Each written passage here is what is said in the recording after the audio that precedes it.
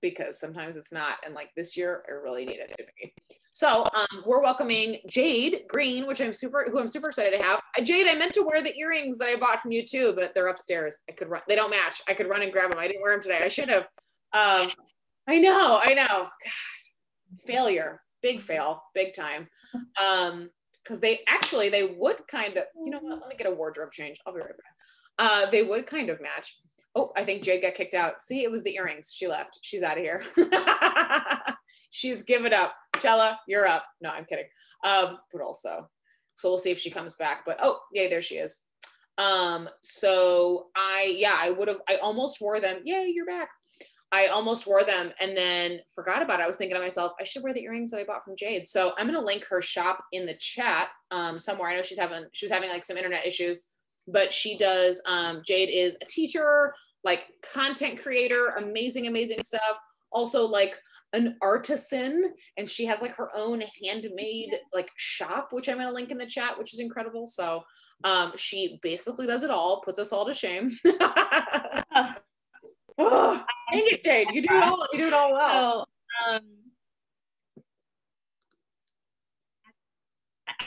So I am originally from South Carolina, and I live in North Carolina now, Greensboro, North Carolina.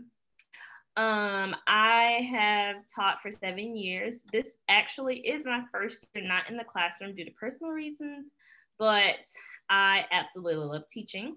I love teaching Spanish 1, 2, IB, all the levels that you can think of. Kindergarten, that was a tale. That was an experience. But yeah, so Meredith told you, I have a business that I own with my mom. We make handmade earrings, and I wrote a book about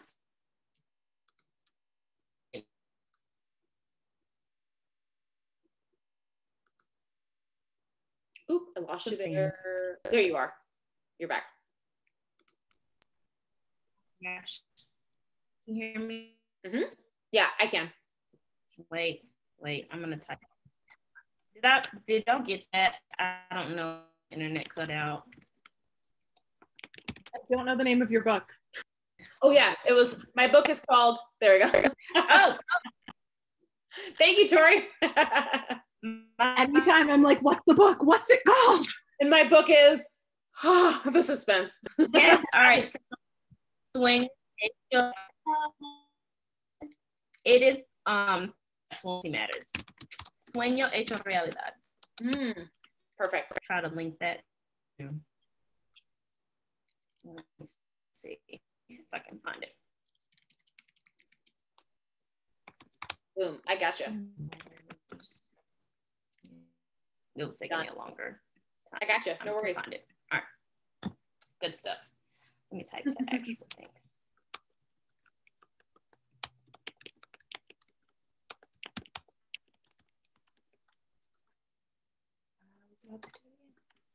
All right, so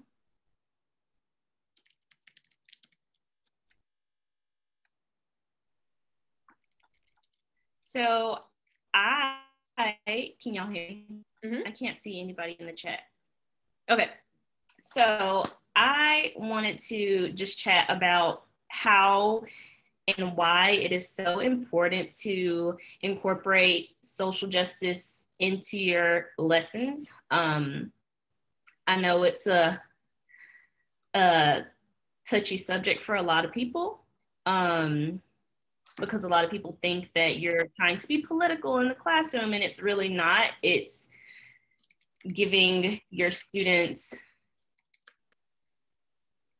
the bare minimum that they deserve, showing them that you care about them and that you can relate to them, or you can try to relate to them, and to help them navigate some of the emotions and feelings that they might have. Absolutely. Well, like you said, a lot of people say, well, I don't want to be political. I don't want to be controversial. I don't want to be, but really, like, being a good person isn't political. Like doing what's right by people and and what's decent is not political, shouldn't be controversial. It shouldn't be. It shouldn't be.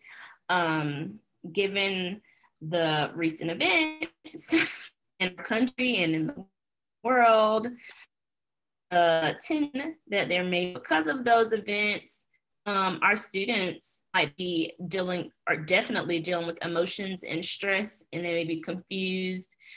And tailoring your lessons to address some of those, even if it's in an indirect way, some of those issues will go a long way with students. Like, I know students will probably tell you off to the side, or even if they tell you at all, like, I really appreciate what you put into the lesson. I really appreciate this activity. I really appreciate the example that you gave. Like, it's just little things that you don't think will go a long way that will mean a lot to your students. Well, and I think the other excuse people make is too, like, oh, well, I teach a really like homogenous population. Oh, my students, you know, all look the same or like come from the same. What does that even mean? Like, and how do we even? It's as if representation only matters, and like inclusivity and social justice only matters when like it's affecting everybody, and it's good for everybody, not just like if the people in the room see themselves in the resources. Like, no, this is just overall positive. And even if it's a homogenous group, you're okay if they're all Hispanic kids in this population, they're all white kids, they're all Black kids. It doesn't matter, because when they go out and work and when they go out in public, it's not going to be that way. They're going to interact with other people, and they're going to need to know how to interact and accept and appreciate other cultures and other people. Absolutely.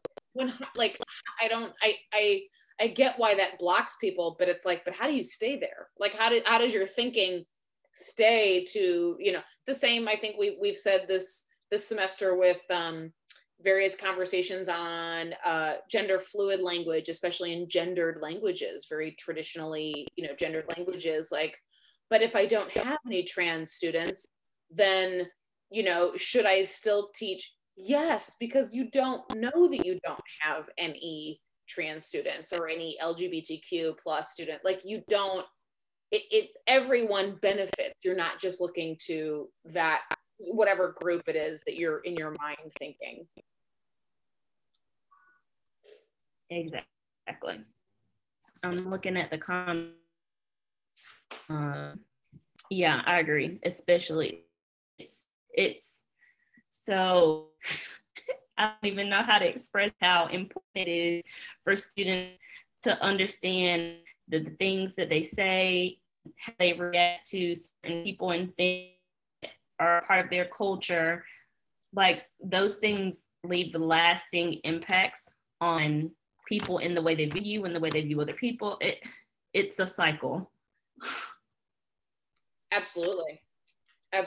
Well, and we see things how we are, not how they are. You know, we don't look at things how they actually are. We see them where we're coming from. So like Chella said, like, it's ironic that we are teaching students a language so they can interact beyond their own groups. But then when we look at kind of interacting beyond our own groups as teachers, no, that's hard. That's being too political. That's, you know, we find all these reasons not to, which is not okay.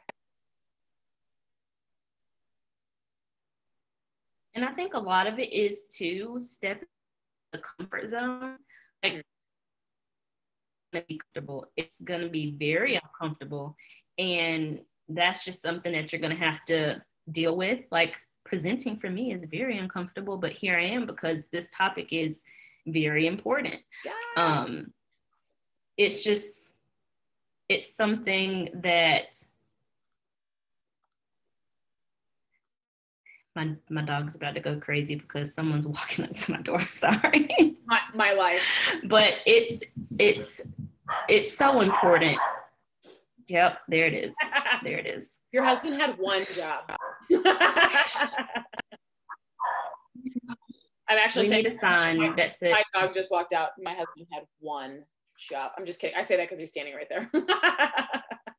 Looking at me like, hot mess, I have many jobs, he says. hot mess express.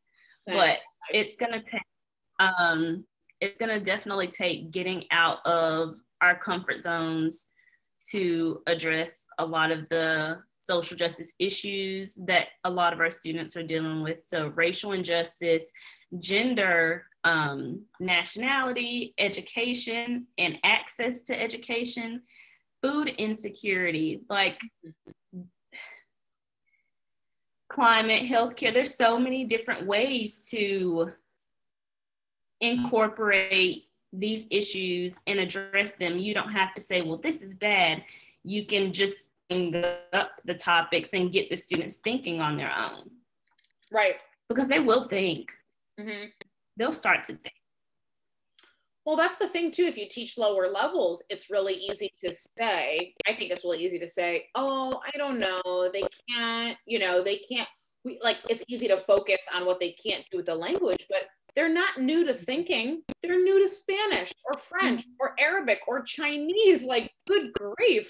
They're not new to thinking about like things that are fair and unfair, equitable and inequitable, right and wrong, many layers of shades of gray. There's so many things that they are thinking about, and there's so much content that they're digesting all day long that they're just like ready to engage with. If we present to them and scaffold the vocabulary, make sure that the environment is such that they feel comfortable, at the very least discussing those things with us or just reacting, whatever. Absolutely. 100%. So, and I agree completely with the lower level excuse that it's hard, they don't know a lot of Spanish. There's so many lower level vocabulary structures that you can use, grammar structures to like no TNA, no es justo. Right. Like you can, simple, there it is.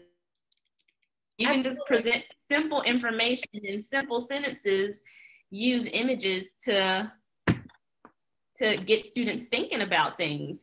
They might not be able to express in detail in Spanish what they think about some of these topics, but they can tell you if they think it's fair or not.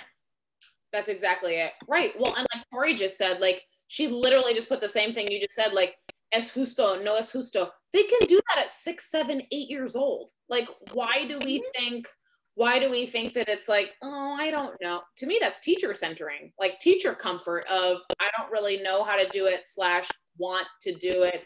So I'll blame it maybe on the language level of the students. I think that's what happens a lot of times. Or es bueno, es malo. Like there's so many ways to simplify a student being able to express their idea in Spanish. So it can be done from Spanish 1 to, elementary. I'm pretty sure kids learn in elementary Spanish, no me gusta, es justo. No, like you can, it basically comes down to being ready or not to step out of your comfort zone and do it. Absolutely. Just do it. Like just Nike up and do it.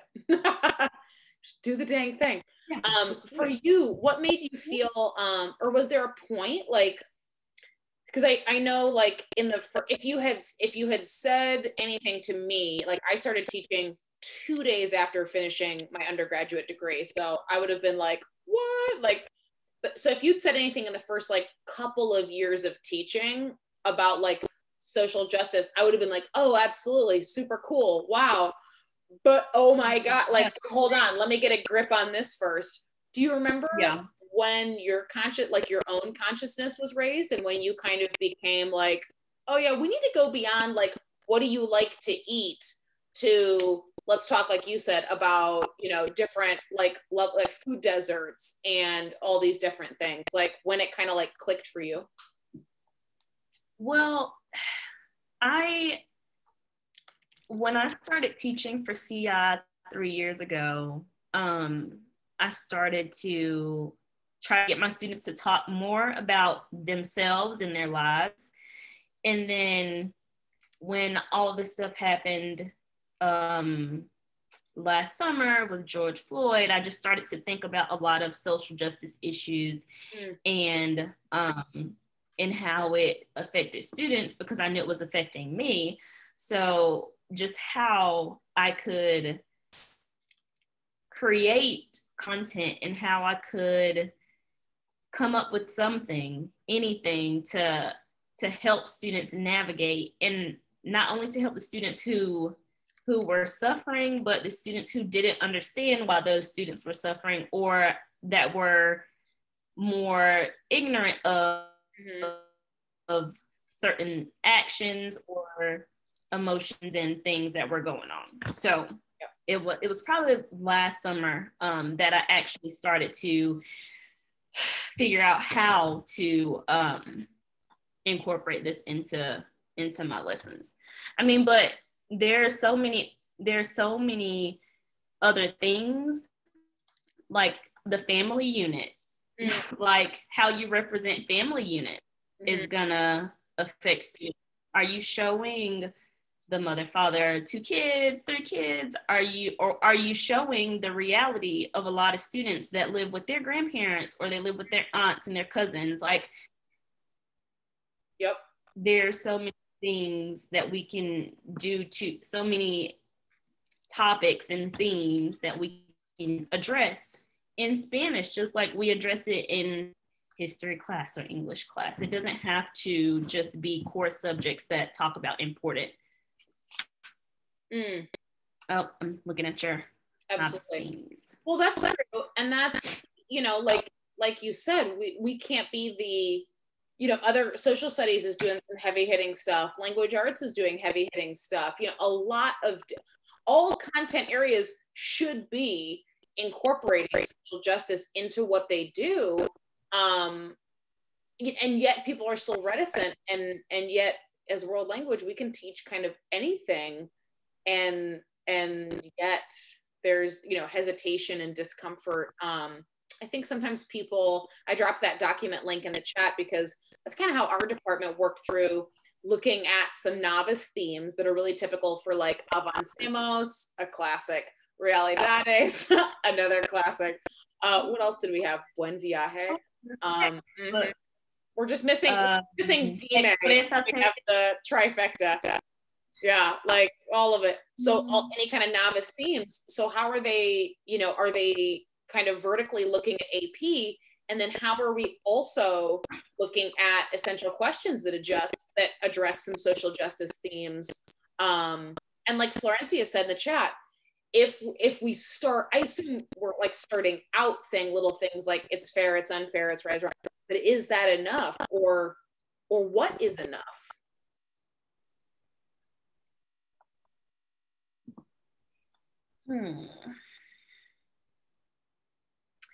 I think it's a good starting point. You know what your students are ready for, I think, and you can always build on that. So let's say you start out with es justo, no es justo. You can always scaffold and teach them the vocab to say porque, no es justo porque, like, to give a little bit more information. And as their language competency develops and they have more vocabulary, they're going to be able to express those ideas more in the target language. Absolutely. So yeah, so kind of naturally, you know, integrating things into what you're already doing, or the natural progression of kind of how they would acquire, like you said, but because like kind of you know, level ups and sentence frames and that kind of thing. Yeah, I don't know. I was gonna say to Florencia's question too, like I'm also not opposed. Here's where that pesky 90-10 comes in, which this year, girl, has been like 10-90. Okay. I mean, we're lucky. Yeah, 1090 might also be kind of a pipe dream. Like it might be like 298. Whatever. No shame in that game. Oh, we're doing the best we can. But Florence, you mentioned like, you know, wouldn't you approach like, or why wouldn't you, or could you? I kind of read that as approach it in English or Spanglish. I think sometimes some of those heavy cultural topics or those discussions are totally valid in English, but I don't know what others think about that.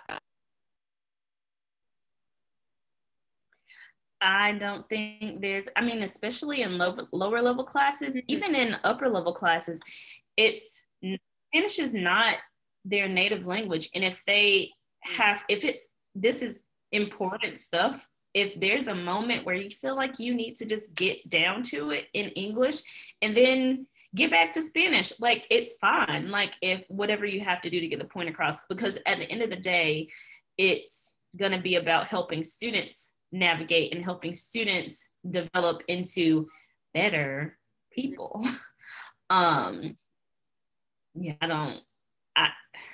There's no one right way I feel to use Spanish in the classroom. The rules, my classroom changes it changes on a daily basis. Like sometimes we use more Spanish, sometimes we use more English. And that's just what works. Sometimes with different classes, like you use more Spanish, you use more English, and that's just, amen. That's how it is. Mm-hmm. Well, that's exactly it. And I think, 90-10 is a great goal, but, there's no science. I mean, Marty Abbott said we just kind of made it up. There's no science behind it. So I think when we told ourselves, and I was like, what? Like, she was like, oh yeah, for real. I was like, oh my God, what have I been doing? I've been like, stop watching myself, like watching video back, like, oh, only 89. What am I? Get a life. Like, come on, Marty, you're killing me. But that's, I mean, yeah, I think you're right. Like, I think for some reason that's instilled some fear, not fear, but like, that's the goal. And I think a lot of teachers are perfectionists, maybe to a fault. I think a lot of people are like, but I want to do it right, but I don't want to screw this up. And I think if you're looking at something that you feel obviously is beyond their linguistic level, it's okay to like kind of focus on the thing or clarify any kind of, misunderstandings in some of those deeper concepts, and like just do that as a person. I myself have content envy sometimes when I think about all of the connections that people are allowed to have, like if they teach something else. Because in my mind, I've got little like Jiminy Cricket that's going Spanish, do it in Spanish, don't forget the Spanish. And I start to feel guilty if I'm like, oh, hey, Jade, how are you? How was the volleyball game? I'm like, como te fue? Like, you start interacting with them too much in English. And it's like, get back in Spanish. Yeah, and you can always like ask them those questions in Spanish, but the biggest thing is, do they understand you? Right. And if they can't understand you, what you're saying in Spanish, get to it in English. Like, they know that you're asking about them and you care about them. I'm looking at Florencia's comment, and she said that, wait, I can't find it. It's okay to have some activities that don't necessarily focus on target language development, and that's fine. So you can also, if you have your discussion in English, you can take some phrases that you can teach them in Spanish that come from your discussion, or words, or like, I don't know what this activity is called, but I put like the white, the little white Post-its that you can stick to the wall. Mm-hmm. Yeah. They're like big, like a easel, kind of like. Yeah. So to put those around the room so students can walk, well, this was pre-COVID, but students could walk around and just put words that they think are associated with the phrase, like es justo, no es justo, in relation to like something that you may have been talking about. And I don't know, you can make it relate. Like you can always relate like an English discussion back to you. You can always tie it in some way. That doesn't have to be elaborate or a quiz or lazy. Absolutely. Well, and I think, you know, I think even just clarifying meaning sometimes and what's the word I'm looking for? Connecting to other content areas can happen however it happens. You know, I mean, whatever. It's like, I think we put a lot of, I don't know if you ever watched Sex and the City, but there was an episode where Carrie was like, I think we should all over ourselves, which I thought was really funny. Like we're shoulding all over ourselves. And that's what I think we do as teachers is we should all over ourselves. We're like, oh, I should do this. I should do this.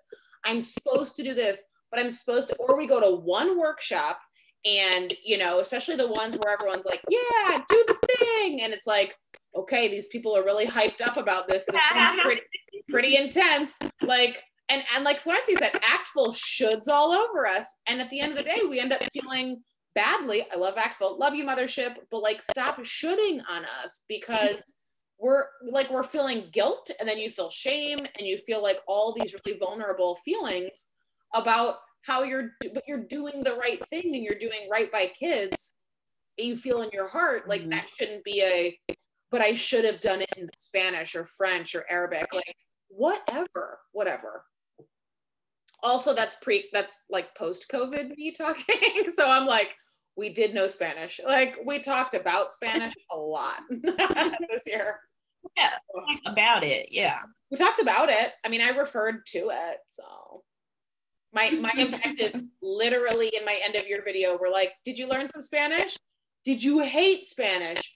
Yes, no, great, goodbye, have a great summer. Like, and that's all she wrote.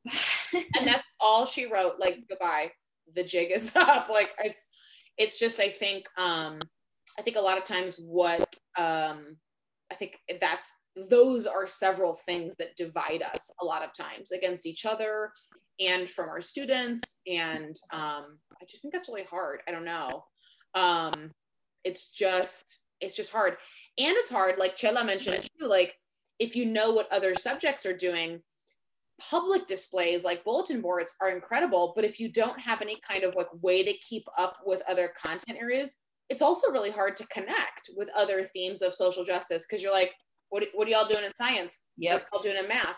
Like I might have no idea that algebra is looking at, you know, inequities of income, redlining, looking at like the like different aspects of food poverty, like all of these different things. If I never talk to math teachers in my building and I never have any idea, I could totally miss that incredible opportunity. So, you know, how do we do that as well? How do we stay up with everybody's curriculum and what they're doing? Ooh. That is hard because they ask so much of teachers already, like incredibly too much, over the top too much. So in a perfect world, it's like, hey, just shoot an email or like get with, but you don't have time to do all of that. I don't even. Jeff, I love that link. Yes. Ooh, Project Zero, very cool. Wait, what's Project Zero? Oh, this is super. Let me see. Hold on. Does she have it? Okay. What is the M word at the top, Steph? Resident Frenchie. Mardimage. Seems like a naughty word. No. Okay. Just a Tuesday image. Like I use it for pictures, but you can use it for anything. Yeah. I got it. Like, gotcha. That's so funny. We're like, is that a real word? Right. It is now. Sorry, I should have turned it around. Sorry. No, you're amazing. Please, are you kidding me? You're perfect. Very cool. Okay, write as much as possible about the picture. Yeah, absolutely. Like those themed. That's I think how I started. When I started looking at, there was a video, and I'll have to find it, but it was by an artist who does. Shoot, I'll have to find it. But I believe it's she. and she paints people, like she paints physically like the actual people, and then they like recreate these scenes. I'm gonna find it. I think her name is like Alice something. I'll find it. And I did like a whole movie talk around one of her videos, but it's a little bit it's not a little bit, it could be, probably is like very triggering, because it's looking at just not even police violence, but just like sort of random violence, like, and like very biased violence. But she does a really beautiful job of kind of portraying all of these layers of it. And even starting there, going like, we need to look at something a little bit deeper, and we need to use exactly like you've got now, take 5 minutes, write everything you can about what you saw, what you're looking at, whatever, interpreted somehow. And her art, I'll find her art and link in the chat, because it was incredibly powerful. That was a great starting point to get them thinking deeper and going like, oh, I have, right, just helps them process. Like, I have a similar experience. I relate to that video because, and I gave them all those little scaffolded sentence frames, and it was incredible. Some of the things they wrote. Every time I use it, I didn't use it this year. I don't think I did. I can't remember. It was first semester. And every time it's really, really awesome. But activities like that also will, like, it'll help the students write everything that they get. But if you find a way to like group share, right, or bring it all back together as a whole class, I feel like it has the potential to open a lot of students' eyes to different perspectives. Absolutely. Chella, that's so funny. The artist is Alexa Mead. I just found her, and oops, this is going just to you. Oop, hold on. Maybe, there we go. I was like, it's something with an A. I could picture it in my Google Drive. Alexa Mead. Yeah, she's incredible. Right, I agree. Yeah, exactly, Jade. Like, once you get them thinking about something, and then you can go, hey, remember, like, for example, that video, at the end of the unit, like, it would be like, okay, now reflect on this other thing. And they had the vocabulary to go, you know, my experience is similar because we had prompted different things throughout. And it's kind of like Stacey Margarita Johnson said in, I believe she was on in February. She said, we have all these reasons to teach language, like some problematic ones that are like defense, like, okay, or, you know, travel, or, you know, whatever, some of these that are varying degrees of maybe problematic or maybe useful or practical. But ultimately, she said, don't we learn language just to love each other better? And I thought that was really like really profound, especially in the context of social justice.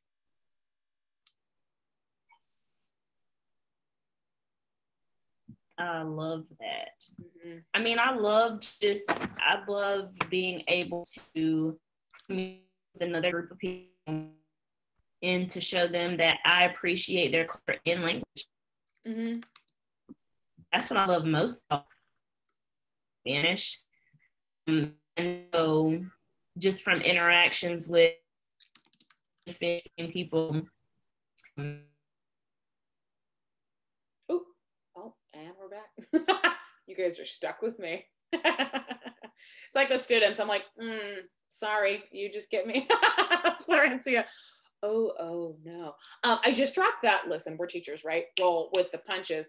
I just dropped in the chat that this is all day, because our school Zoom is terrible, and our school Zoom drops all the time. So it's like, oh, we'll keep on going. Yay, she's back. I just dropped in the chat the link for that video that I had used, was called Color of Reality, and it's really good, but maybe appropriate for only older grades. I don't know if middle school would be, obviously teacher discretion. So, you know, whatever you guys think, but yeah, absolutely. Go ahead, Jade. Can't even remember what I was saying.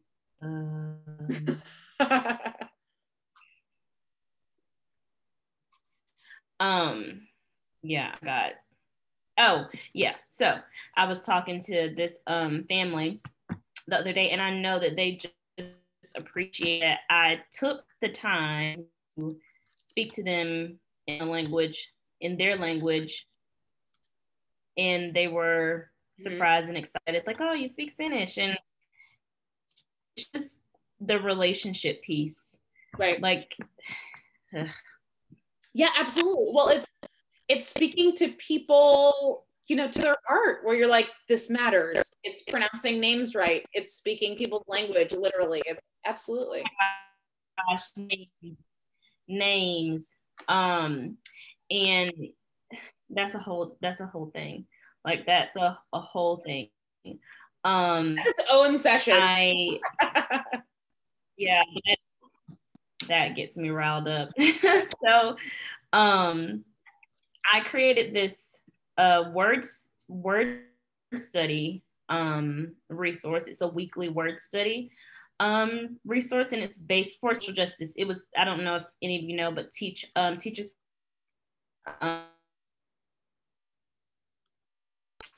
used its source, and it touches on so many like microaggressions is a word, cultural stereotype, privilege, prejudice, racism, colorism, activism, like just so many different pieces of social justice that you can break down weekly with your students. And can I share my screen? Yes, absolutely. Your co-host, live your best life. Right, woo. Let me drop. I just found some pictures. I can't open it. I just found some pictures, or a picture of a student writing from that video that I popped in there. Oop, there we go. Done. All right, let me see. That's from Twitter. Is this from the video that you're talking about? Yeah, we were watching Color of Reality. And then they did a quick, like, it's just like a quick little shorty response. Okay. But that student was, yeah. Mm-hmm.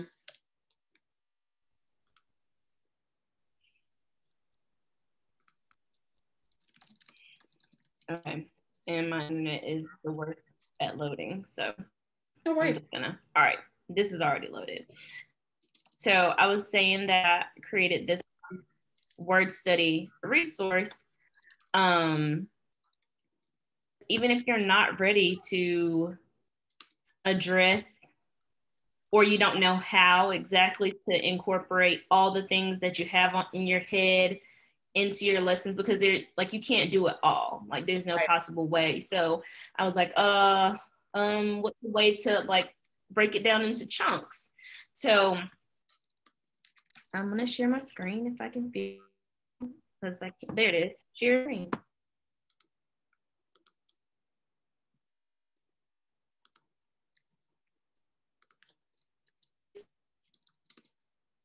Journal I love so much.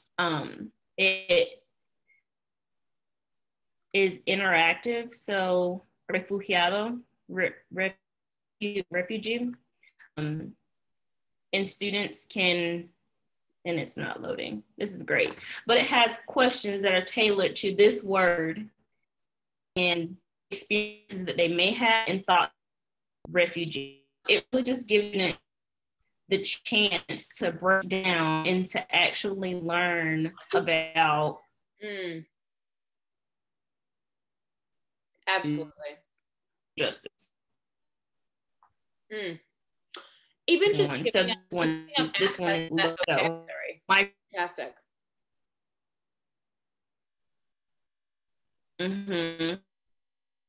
So, and that something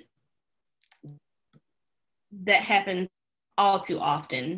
You say something and you think it's a compliment, it's something without realizing the pain it might cause somebody else. Like, just being able to break down those things, because I'm pretty sure they say things to each other, and kids are kind of ruthless, like not even thinking about the impact of their words and things they say to each other.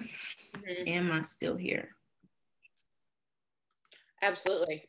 Well, and if a student doesn't say something in real time, like in the moment, if it's uncomfortable, or maybe if the relationship's not there, you might not even realize as a teacher that you've made a misstep and you've had some kind of microaggression or macroaggression. Is that a thing? Just, it's like passive aggressive, just aggressive, like not okay. So you've done it maybe on a small or maybe like on a big level. And if they're not willing to tell you, you never know, which is not on them to tell you. Like, we need to reflect, we need to, do the work, but like, also, it's really helpful when a kid goes, like a kid maybe after class, like, hey, Miss Greene, I just was kind of uncomfortable, and you're like, oh, thank you. I didn't know. Like, I appreciate that. It's also like setting up that kind of environment, that kind of openness. And apologize. A lot of adults won't apologize to students. And if you were wrong and you hurt them, apologize. Like, right.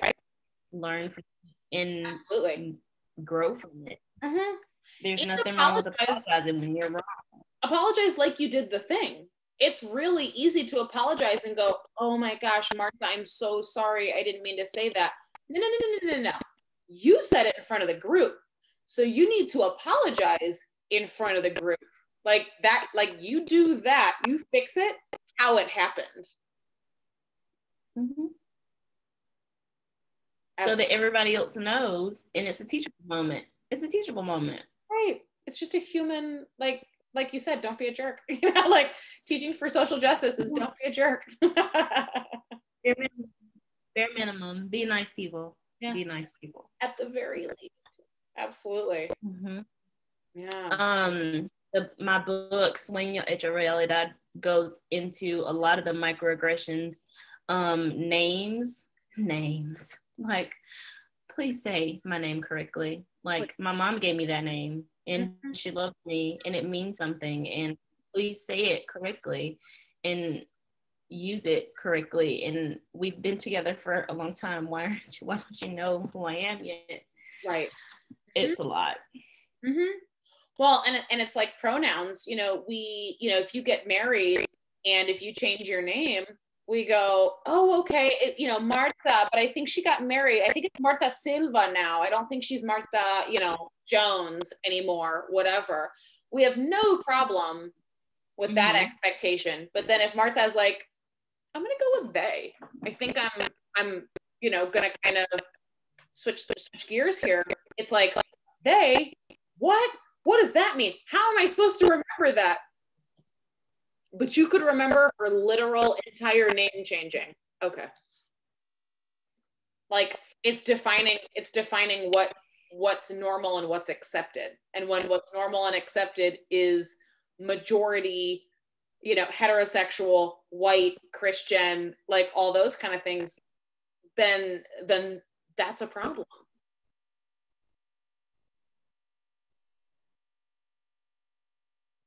It goes back to being willing and feeling uncomfortable with making the changes, but at the end of the day, it's not about you. Are you making the student feel like you care about their identity? What does it cost you to use a different, it doesn't cost anything. Like, I want you to use they. Okay, like that's fine. Like that's what you want. Like, okay, I'm not gonna fight you on it, because if that's your identity, then I'm gonna respect your wishes. It's the same thing as showing up to school on the first day and your name's Alberta and you want to go by a nickname and the teacher calls you by that nickname instead of the name that's literally on the roster. It's the same thing. Yep. It's the same thing. So why can't you use a different pronoun? Like, why? Right. It doesn't matter if you agree or not. That's it. It doesn't, right. And it doesn't matter if you don't get it. It's not yours to get. Like, I don't understand.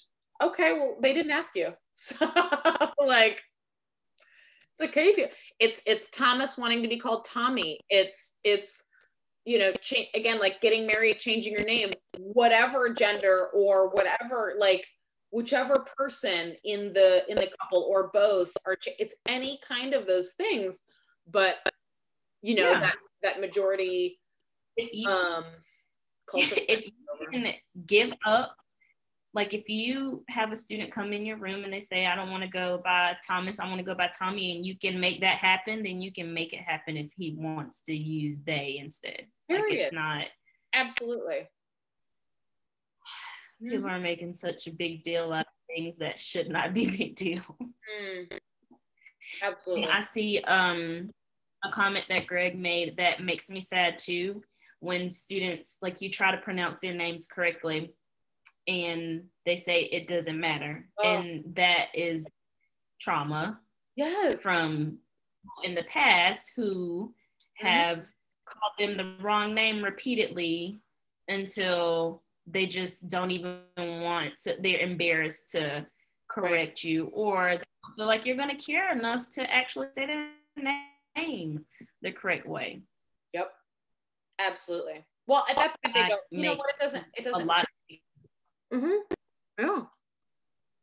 At that point, don't even bother. It's like when you make which I think we've seen this year in a lot of ways, which I think is another, I think, go with me on this. I think organizational equity is a piece that really needs to come to the forefront of a lot of discussions, because, you know, teachers will bitch and complain about students not completing work, but then you look at their course page and you go, geez, like it's 75 clicks just to find the lesson plan. And you're like, I wouldn't do it either. Like, this is exhausting. Like, this is too much. So when we look at all those kind of like, you know, access pieces, it's like retakes this year. Retakes have been to the end of time. Like, I've got kids that'll retake the quiz and I'm watching them in real time go, broop, and they're like, 80. And then you see them retake it and it's another 80. Let's say it's interpretive, you know, and it's self-graded. 80, 80, 90, 90. And they're, you know, they're just dying for that 100. And then it's like 100. And then they finally stop or whatever. They take all 10 retakes or whatever because they can, and it's right there. And to me, the name thing is the same thing. When you had to schedule an appointment after school and go, hey, Greg, I saw you got that 70. Do you want to come in and like try that speaking again? Like, I feel like you could do better now. Oh, okay. Yeah. What day is good for you? Well, my mom can bring me. Oh, I can't do Wednesday. Can you do, you know what? It's fine. Like, I'm fine with so they just keep like a C the same way. They just let us keep mispronouncing their name because, like you said, at some point it's been traumatic enough that they go, it's fine. Like, they've decided it's not worth it. And this is too much. And why wouldn't they? We've forced them to do that. This is a real story. There was this kid, and this is my I think I got this student in my second year teaching, and I had Spanish 1 pre-IB, and these kids had been together for ever. Like, they've had all of the same classes together. They were just always together. And he's Hispanic, and his name's Jaime, Jaime, Jaime, and they call him Jamie. And I asked him, I was like, do your parents call you Jaime at home? And he said yes. And I was like, well, why do you let them call you Jamie? And he's like, well, it's easier for them. No.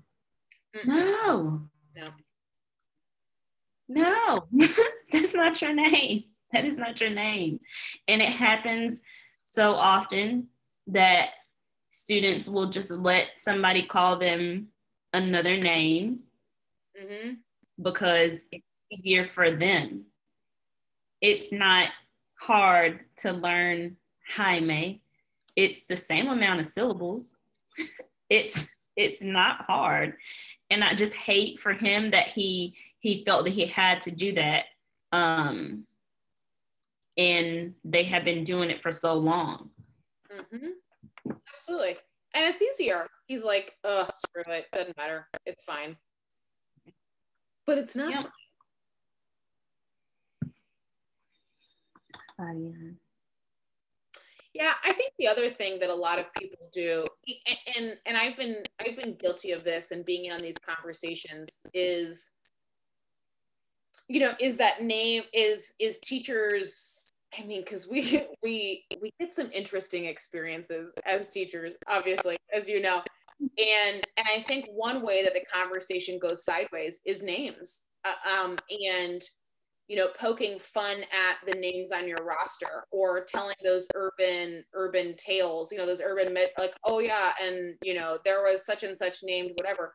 But there's always an underlying thing there of like, whose name is what? Like what are you really trying to get at when people joke around like, oh, you should see my roster, I don't know how to pronounce any of those names, da, da, da, da. What are you really getting at? What are you really saying? And why would a group of educators, like, why is that okay to sit around and tell these stories about like the hardest name you ever, why is that a thing? Like, it's not okay. Like, exactly, Steph, it's not okay, not appropriate.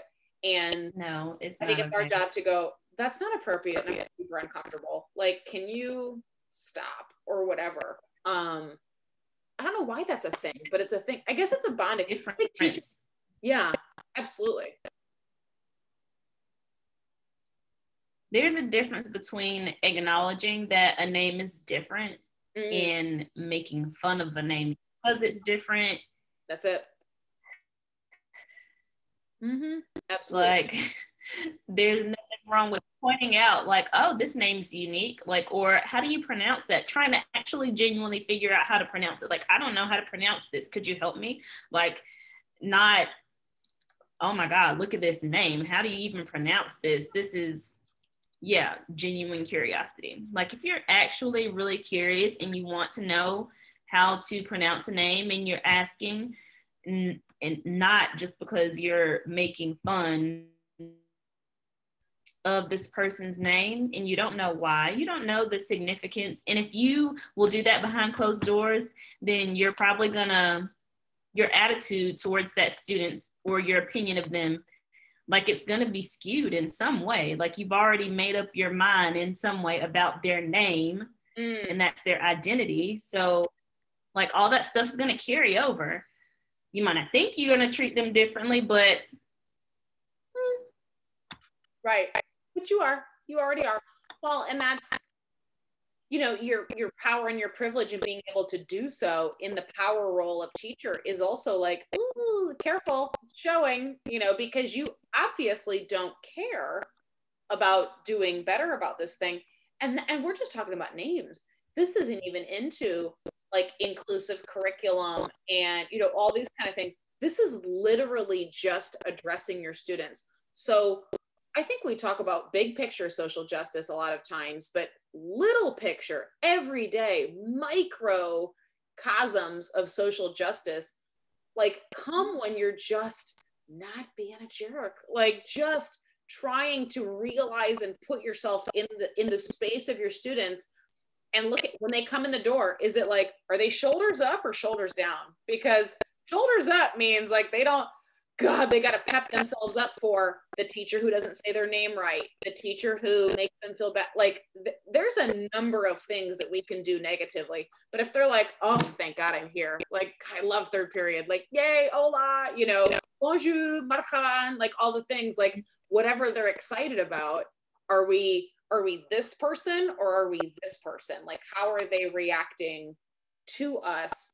And what are the things that we're doing every day, literally every time we address them? Or like Martha said, dress code.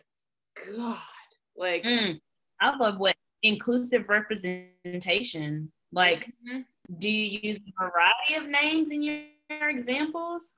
Like, are you using stereotypical names? Like, we know Jose, we know Juan. Are you only using the names that perpetuate certain ideas that you have about Spanish? Or like, they'll recognize that, they'll know it's the name. Like, no, are you using different names?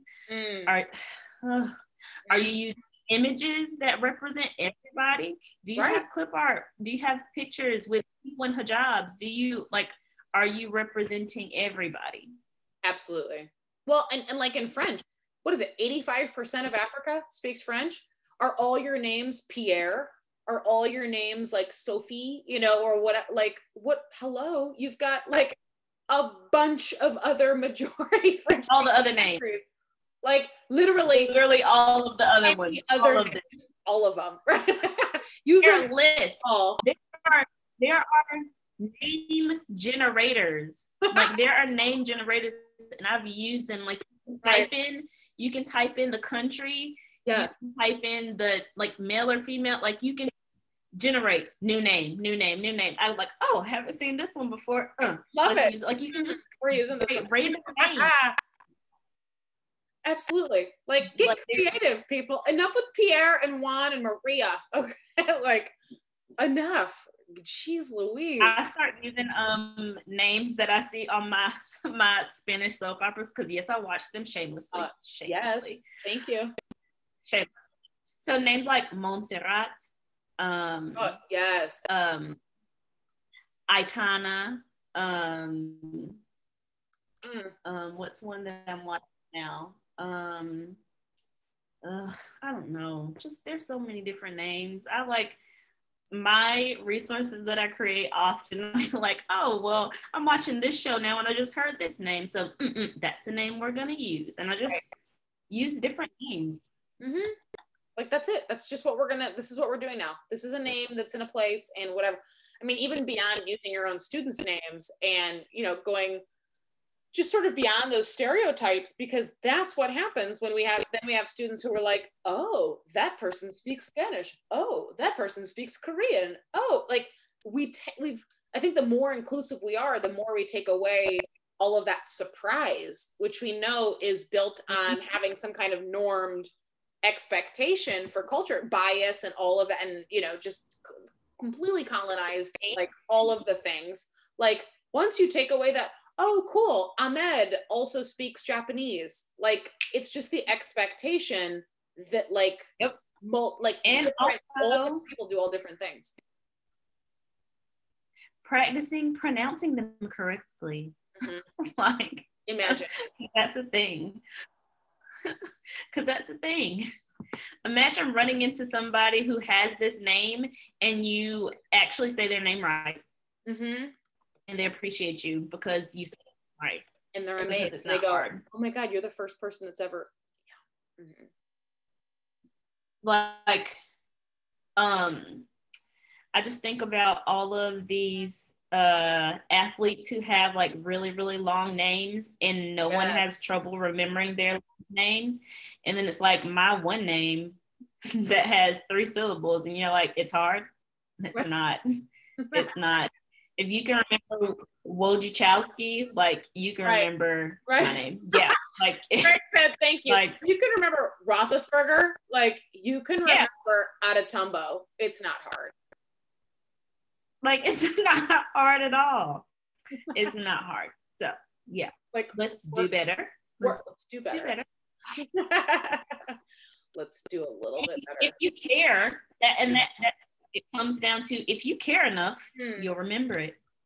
Oof, yeah, absolutely. Well, and like Vijay Ramjatan said earlier in this series, he said, you know, we talk so often. He's at the University of Toronto and really focuses on a lot of like ESOL theory. And he said, you know, we look at our language standards, like we look at our can-do statements, we look at our standards, our being like anybody kind of in language education. And so many times it says, I can be understood by a sympathetic listener. And he said, like, why do we put it on the list? Like, why do we put it on the speaker to be understood by a sympathetic listener? Why don't we make more listeners sympathetic? Like maybe being a sympathetic listener or interlocutor shouldn't be like special or unheard of. Like, why don't we train more people to be more sympathetic in their listening instead of, oh, I can't understand her. Oh, her accent's too thick. Her pronunciation is too, I don't know what she's saying. And that kind of monolingual privilege shows a little bit. How about stop, you know, take the onus off of the speaker to be understandable and actually just get society at large to be more understanding. And I thought I was like, oh my God, absolutely. Like, that's it right there. Oh gosh. People are so mean. Yeah.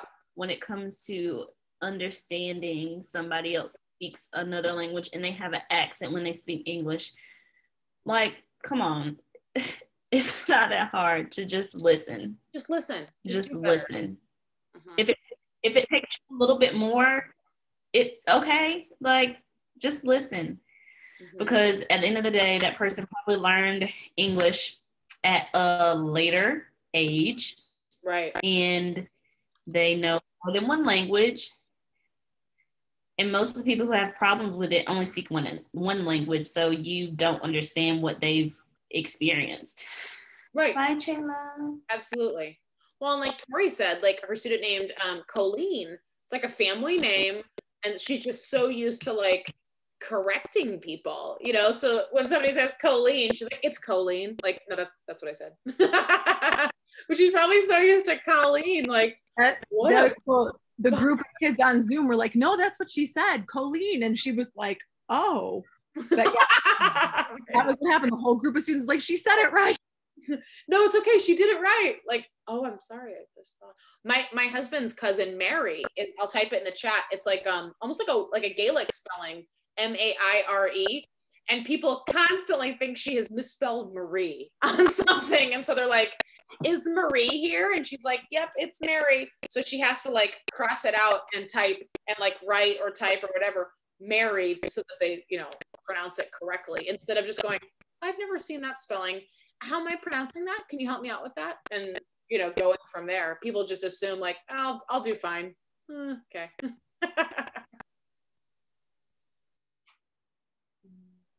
Oh yeah, exactly. Like, hold on. My brain. Autocorrect. It should say Maraid. Her name is pronounced Maraid, and she's a Irish descent. Yeah, I shouldn't say Ma. I got autocorrected. It said Maraid. Maraid is her name. Right. What correct was like. Nope. Say again. I said it autocorrected to add G. Yeah. The breakdown autocorrected. I had MAH, so like Ma. Okay. Nah. I'm like, that's not how you pronounce it. Meh. Yeah, same autocorrect, same. Meh, whatever. Yeah. Well, Florencia, yeah. Exactly. Even like, the neutral. Even in shows, I love that commercials now are showing. I was watching a show in Spanish, and the commercial that came on, it showed an Afro-Latino family. And I had never seen a commercial that had an Afro-Latino group. And that was like all the people in the commercial, it was a Pepsi commercial. Ooh. And that was it. Like, we need more representation like that, because even on the soap operas that I watch, it's extremely mono. Like, all of the people have very, very, very light skin. I haven't seen one that has had an Afro-Latino lead. Representation in the media of what a person that's Latino looks like. Right. Well, I was telling my students too along the same lines, like we were looking, I had screenshots of Corte Inglés, like from their Instagram. And I said, if you just looked at Instagram, you'd think everyone in Spain looks like me, because like go look at their ads, go look at, it's a lot like, which they don't, obviously. I stuck out like a sore thumb in Spain. Everyone was just like staring. And they thought Meredith sounded like mierda, so that was fun. When they were like, Ave Maria, Papa Dios, se llama mierda? And I was like, no me llamo mierda. Okay, well, it's too late. My house mother had already like crossed herself and said like 7 Hail Marys. So like, a lot of Catholicism there. But I was Maria for the rest of the time. And if you looked at their ads, it's like these like just these non-existent people, these like wafy, like 6'3", like long, flowing blonde hair, blue. I'm like, who the hell are these people? These are not, this is what is going on? Nobody anywhere looks like this. But it's still super, super whitewashed. And so even using those poor examples as modeling for maybe things we need to be, not maybe, but for sure, things we need to be analyzing could be good ammunition for conversation. Yep. Oh, same. Well, exactly. Florencia, they do like a little box, you know, like, oh, good, we got our culture in, or whatever, like, check. Oh, did everyone read the little cultural aside in the book? No, this is terrible. And it's out of date. Oh my gosh. The Yeah. little bitty box. Right. That's in all like, here's a culture snippet. Here's a little bit of this drum is specific to this region and it's used in this music. Like, you notice the serape? You should have. Like, okay, thank you. Yeah, no, it's a lot. So I think, you know, there's a lot of different ways that I think maybe that's our next step. I would love to see some more sessions on, like, some more conversations like this, and some more sessions on, like, yay, bye Valerie. Like we'll see you next time. The macro and the micro ways of addressing. I think it comes down to different verbs, right? Like addressing, there's modeling, there's like just literal teaching, and like just sort of creating all these different spaces. Like there's a lot we need to do in a lot of different ways.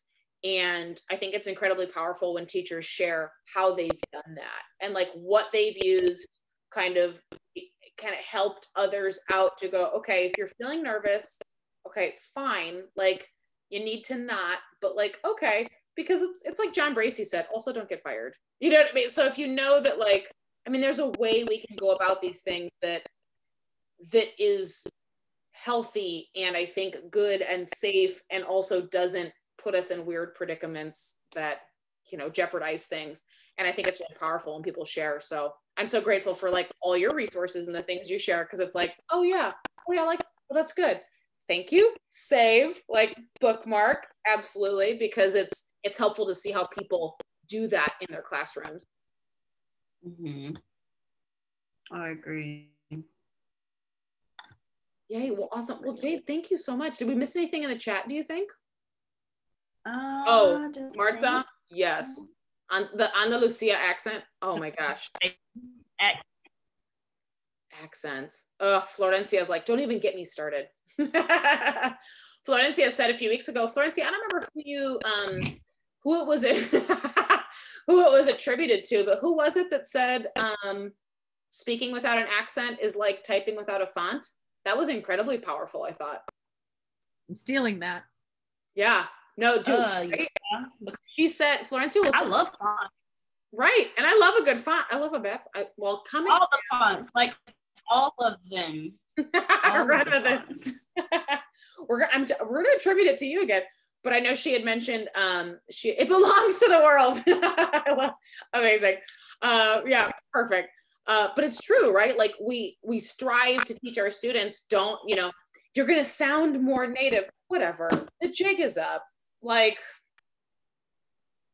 it is what it is. I mean, you're gonna sound at the end of the day, no one's gonna care if you sound native. They're gonna care that you're able to communicate your message. So that's it. Right. That's it. You don't have to sound like a certain. They don't even sound like each other. You know, you watch like native speakers argue about something, and you're like, they can't even agree. Like, what am I worried about? And like Florencia said, like the actual proficiency guidelines talk about like non-native speech. We got to get that out of there. That's got to go, because it's no longer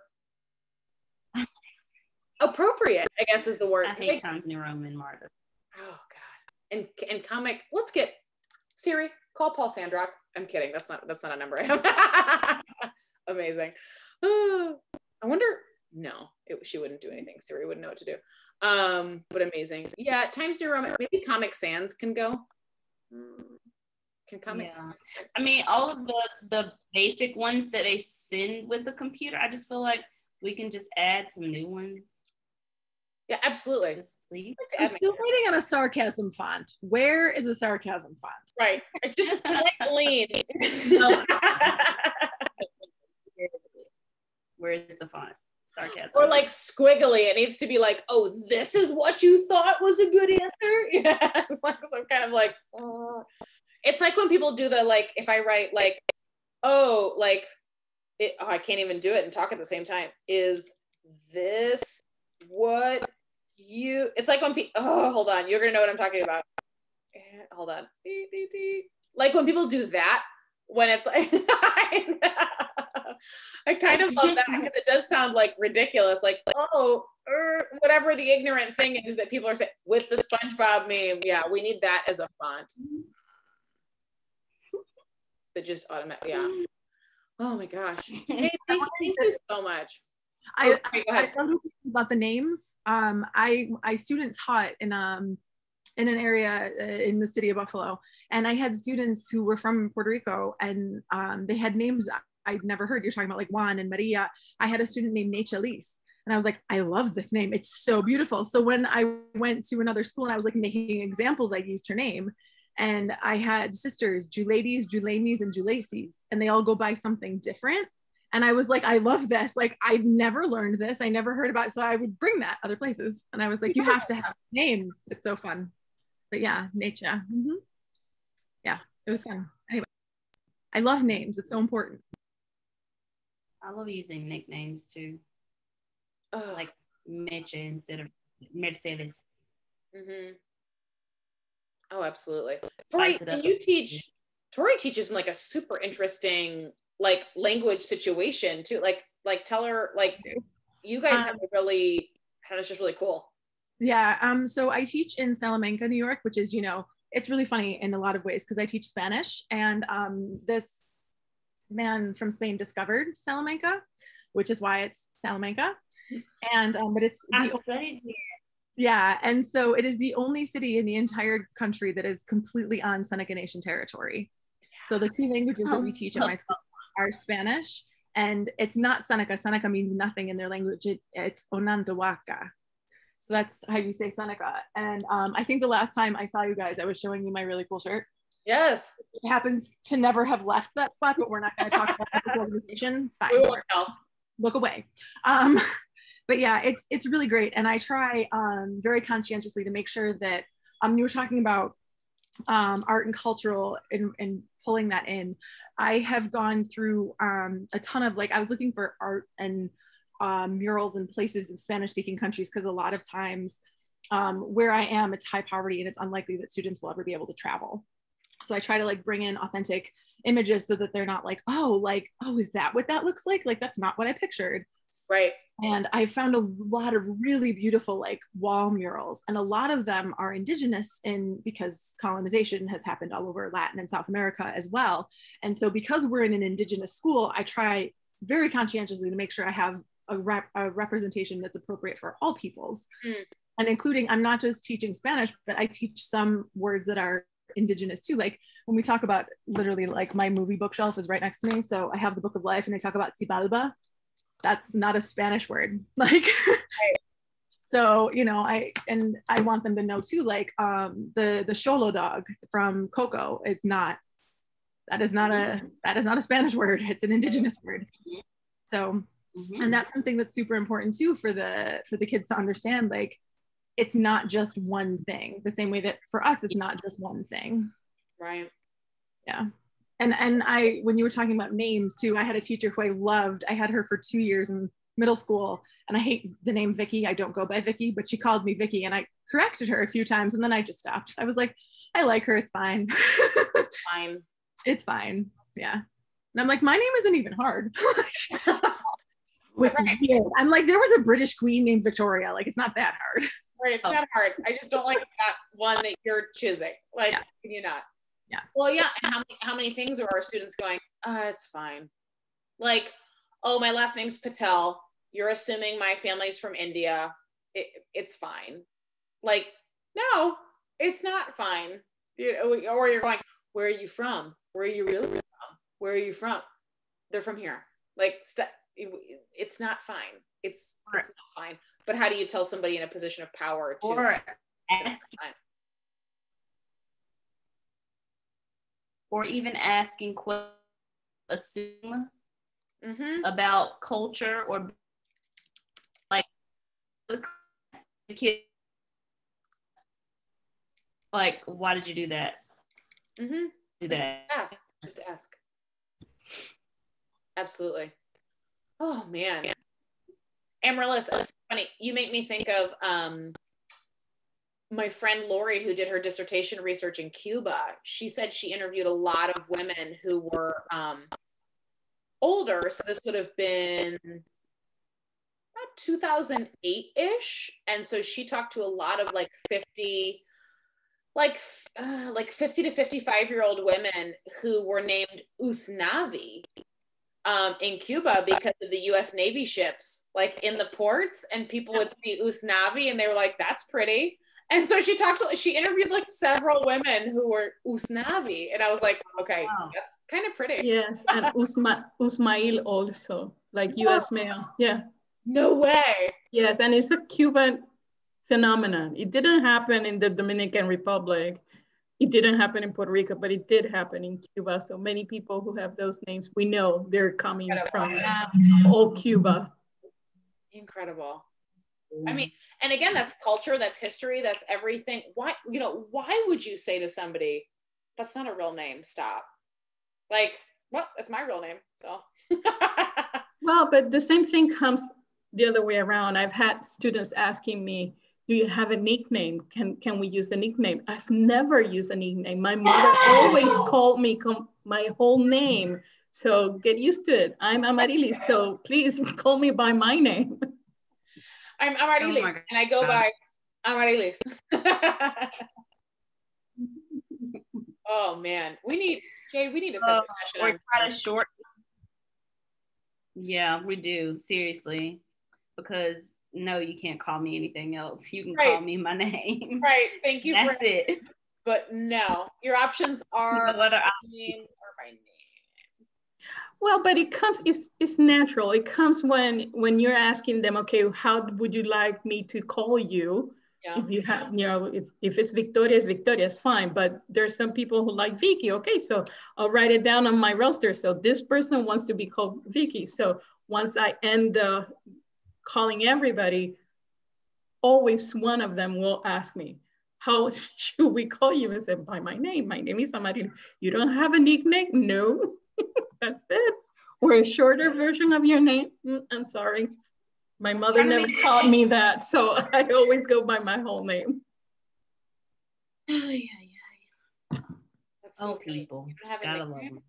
No, I don't. No. Sure. No, and even if I did have a nickname, my family calls me my nickname, not you. Right, absolutely. And nicknames are affectionate. Like, I mean, granted, I've called Greg Cito on a couple of webinars. Greg Cito. But like, yeah, nicknames are affectionate. Like, right, if it's like Meredith to Mare or whatever, like, yeah, my mom, not you. My mom says that. No. If it's either nickname or full government name, that's what my family calls. It's like, love you, nickname, you're in trouble, full name.